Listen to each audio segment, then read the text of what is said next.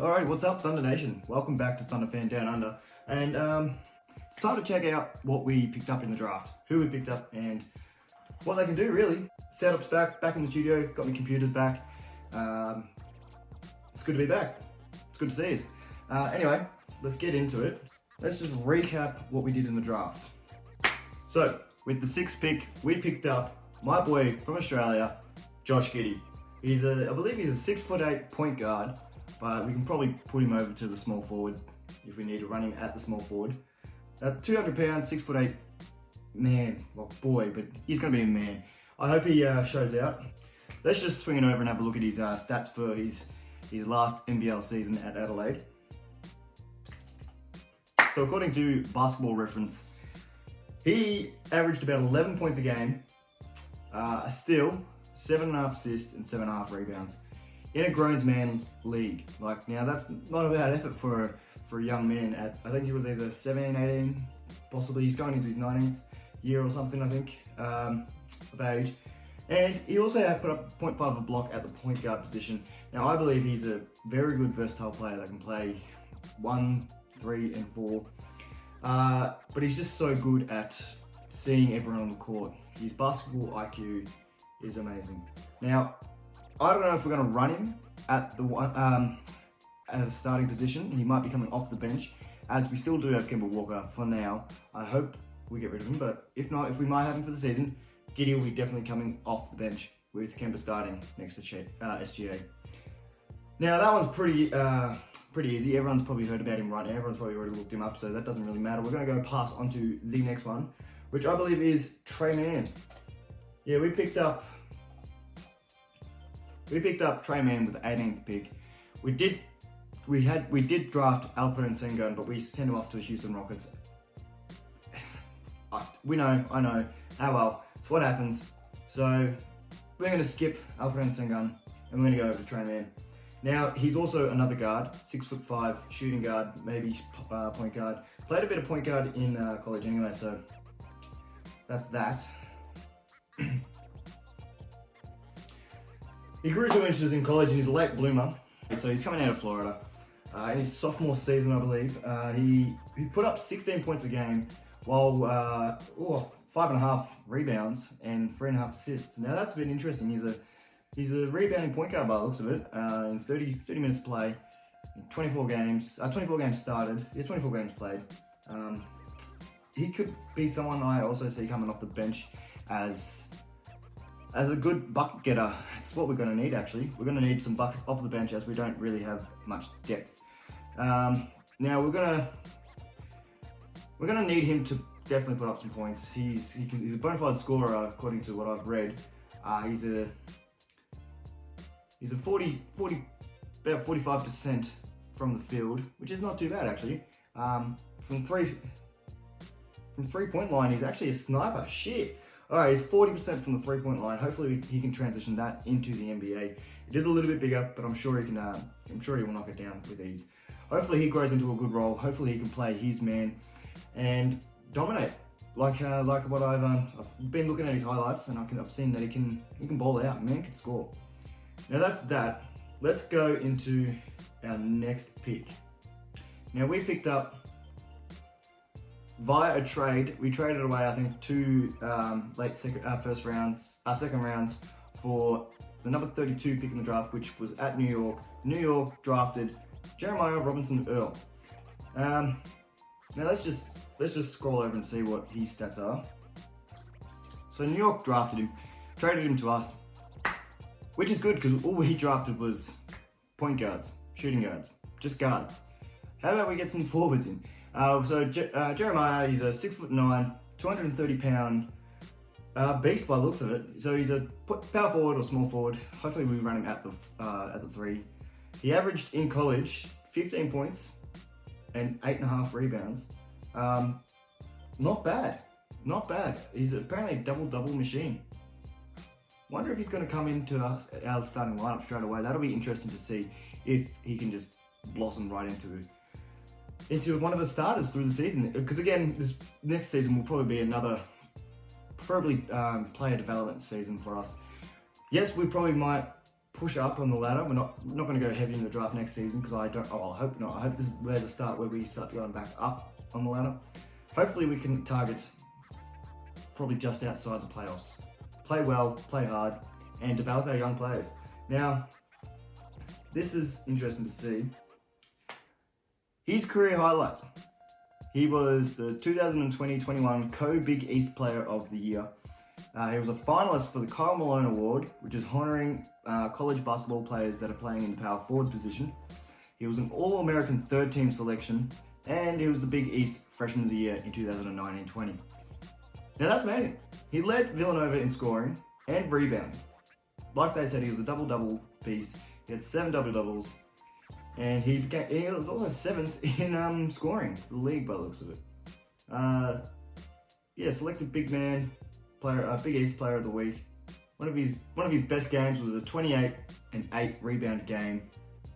And it was a title game winner over Arizona State. Now that wasn't bad at all, not bad. He also can hit the 3.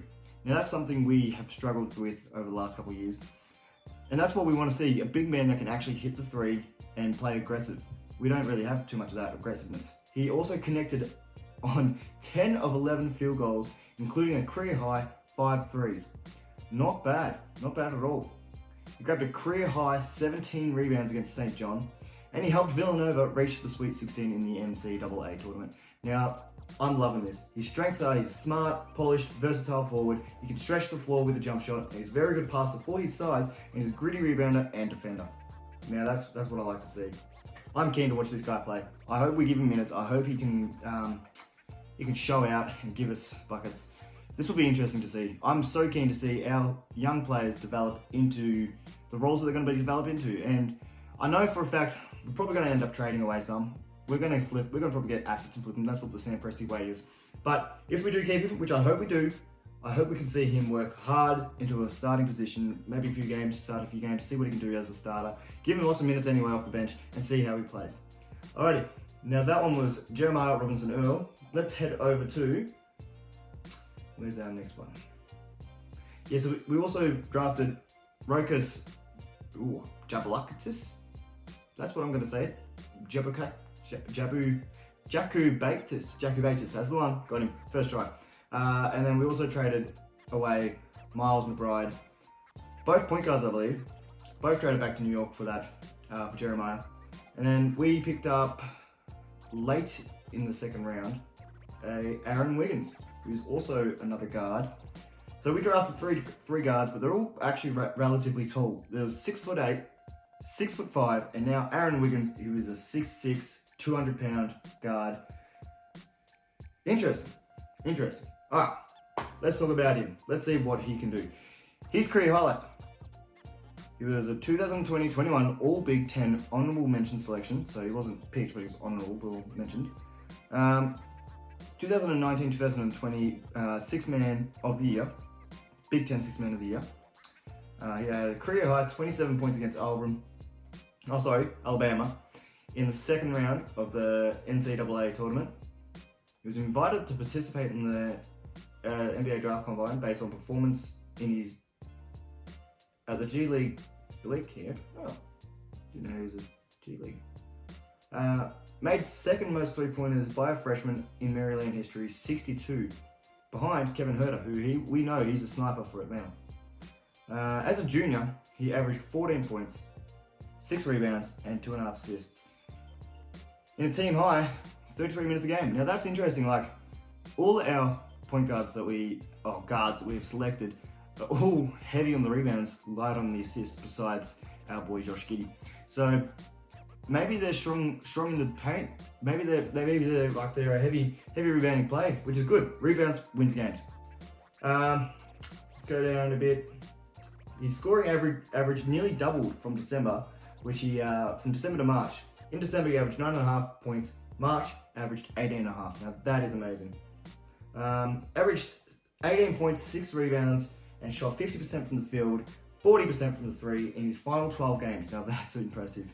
That is impressive. If we picked up Aaron Wiggins really late in the second round and that boy's averaging that, that's interesting. He made 4 3-pointers and scored 14 points against UConn in the first round of the NCAA tournament. in March 20. Interesting. So here's his strength. He's an athletic wing with a solid feel for the game. Plays within the flow of the game, so he goes with the flow, he knows what's going on, which is really well. He's a capable shooter from distance, he can knock that three down, and he can create a separation off the dribble. So he can move. Man can move, and that's what I like to see. If he can do that, that's what I want to see. That's what we need.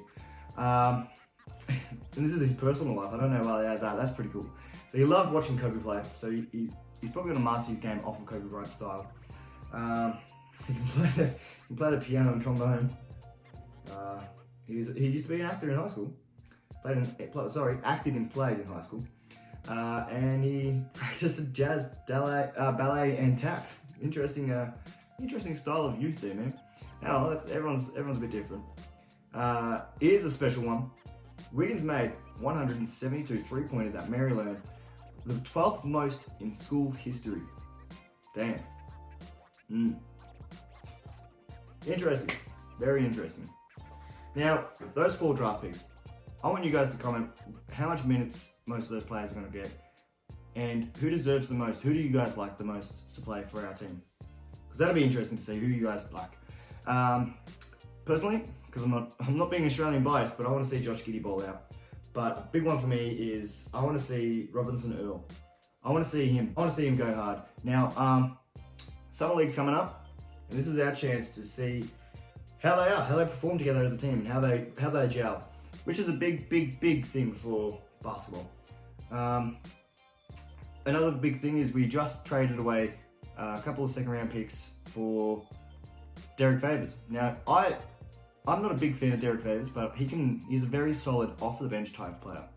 If you ask me, he's probably going to be a really good role-playing big for us if we don't fix up our prominent center. So that's a big one for us. I'm happy with that. Yeah. Well, anyway, that's just me for today. Another short video. Hopefully you guys enjoyed it. And if you did, hit that like button. Subscribe if you want to see more content, because I'm probably going to, now that we're into the off season, I'm going to drop videos quite daily with most trades going on. I'm trying to keep you guys up to date with everything. And if you like this video, hit that like button. I'm signing off. Catch me in the next one. I'll see you guys there. I'll see you guys in the comment section. Anyway, peace out, guys.